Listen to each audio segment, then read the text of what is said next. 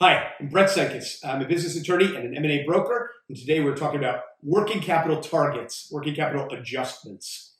Before we get into this, I want to remind you that this video, all my articles, every video, tools, templates, checklists, free legal documents, everything M&A, always free, you can find at merger-resources.com.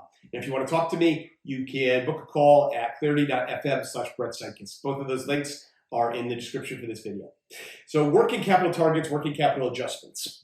Working capital is generally current assets minus current liabilities. Working capital in this context is going to be a negotiated definition with a buyer. And let's back up.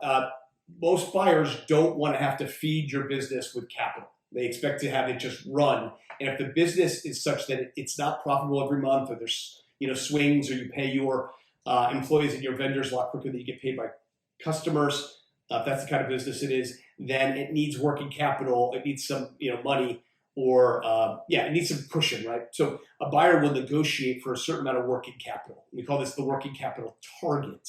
And you as a seller are expected to leave that amount of working capital in the business at the closing. Okay, so this is often distilled down into a very simple formula of cash plus accounts receivable minus accounts payable. Okay, now cash we usually don't sell and transfer, so it usually ends up kind of being payables and receivables. But you're going to negotiate this with a buyer. The first point about this to know as a seller is it's negotiated. Okay, it's not a certain number. So the private equity groups are really great.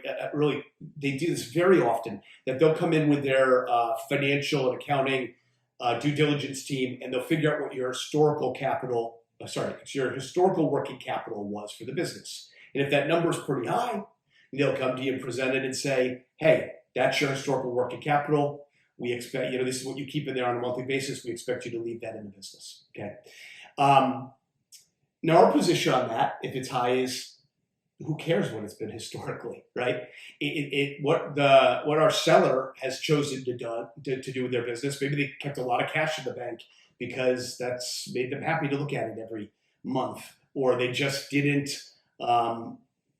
chase down the receivables real quickly. I mean, whatever reason it is, historical has some, relevance, but it's not the place where this whole conversation ends. And private equity groups in particular, they're not the only buyers that do this, but we'll often present it like that's the number. But again, this is negotiable, right? And every dollar of working capital that every dollar less that you have to provide is a dollar more, in your pocket as a seller. So this is a negotiable number. And we start with the idea that if the business is profitable and there really isn't a reason to need to put capital into next month, well, we're not giving you any working capital.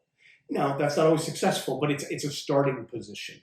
Another one is just to figure out, looking forward, what realistically does the business need? Now, if it helps us because our working capital has been very low historically, we're not afraid, if we're representing the seller, to make the argument that it should be tied to historical. But my point is, it's negotiated. The only real starting point is, generally, you're going to be swimming upstream trying to convince a buyer that they should not give any working capital if the business is such that it needs it. So then what you do is you have a target, and usually the target is figured out on the way to the closing table, signed off on the closing date. Sometimes you don't know exactly what the working capital is in the business on the closing date. You just know what the target is. That's why we call it a target. And in the 90 days or something after closing, it gets trued up. And that's the working capital adjustment. Those are mechanisms that happen under the purchase agreement that I won't go down that rabbit hole right now. But again, working capital, it's very important to both buyers and sellers, but it's completely negotiated. There's just no absolutes here, and don't take the other side's representation that there is. So I hope you enjoyed this video. Appreciate you checking it out. Have a great day.